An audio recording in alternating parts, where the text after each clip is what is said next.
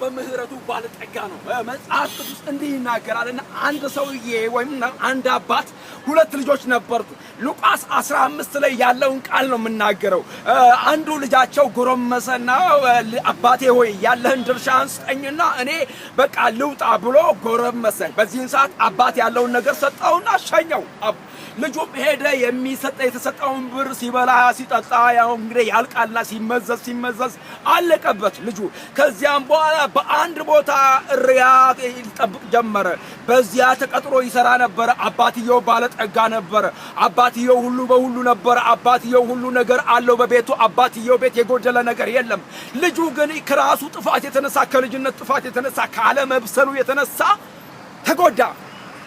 ከዚያን አንድ ቀን ወደ ህሊናው ሲመጣ ወደ ልቦናው ሲመጣ እንደዚህ አለ፣ እዚህ እሪያ ወይም በእሪያዎችን እየጠበቁ አሰር ምበላበት ምንም ምክንያት አለኝ?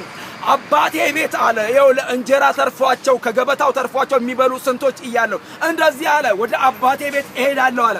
አባቴ ሆይ በሰማይና በፊት በድያለሁ፣ ከዚህ በኋላ ልጅህ ልባል አይገባኝም ብሎ ባለ ጊዜ አባት እንደዚህ ያለው በኢየሱስ ክርስቶስ ከውጪ ሲመጣ ሰማውና ይኸው የጠፋው ልጅ ሲመጣ በምህረት ተቀበለው። ወዳጆቼ ወንድሞቼ፣ አባት በምህረት ይቀበላል።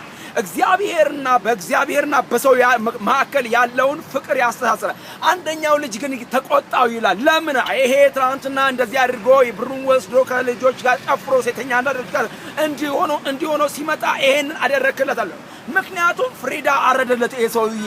ከዛም በኋላ ቤቱን በሙቀት በምስጋና አቀለጠው። ከዛም በኋላ ታኛው ሲመጣ ምስጋና የሆነ ነገር ይሰማል። ምንድነው የተፈጠረው? ያ የጠፋ ወንድም ተገኝቷል። ጌታ ለዘላለም ይባረክ።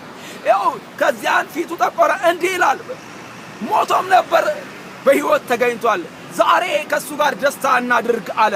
ልጁ ግን ሲመጣ እንደዚህ አለ፣ አባቴ ሆይ በሰማይና በፊት በድያለሁ፣ ከእንግዲህ ልጅህ ልባል አይገባኝም፣ እንደ ባሪያዎች እንደ አንዱ አድርገህ ሲባል ኖ አንተ ልጅ ነህ እንጂ ባሪያ አይደለህም። በልጅነት የሆነ ነገር አጠፍተሃል። በቃ በዚያ ባጠፋው ነገር ከተመለስ በምህረት ከተመለስ እኔ አባት ነኝ። እግዚአብሔርም እንዲህ ነው የሚለን፣ አባት ነው ለኛ። እኛን እንዲህ ይለናል፣ ልጆቼ ይለናል። ወዳጆቼ የልጅነትን ስልጣን እንዳትረሱት፣ የልጅነትን ስልጣን እንዳትዘነጉት። ልጅነት ማለት መወለድ ነው። ልጅነት ማለት የእግዚአብሔር መሆን ነው። ልጅነት ማለት በእግዚአብሔር ቤት መኖር ነው። ስለዚህ ይሄንን ተቀበለው። ከዚያም በኋላ ኑሮውን ላይፉን ቀጠለ። ጌታ ለዘላለም ይባረክ። ኢየሱስ ጌታ ነው። ልጆች ያደረገን አምላክ፣ ከጨለማ ወደሚደነቅ ብርሃን ያወጣን አምላክ፣ የእርሱን በጎነት እንድንናገር የመረጠን ልዑል እግዚአብሔር ለዘላለም ይባረክ።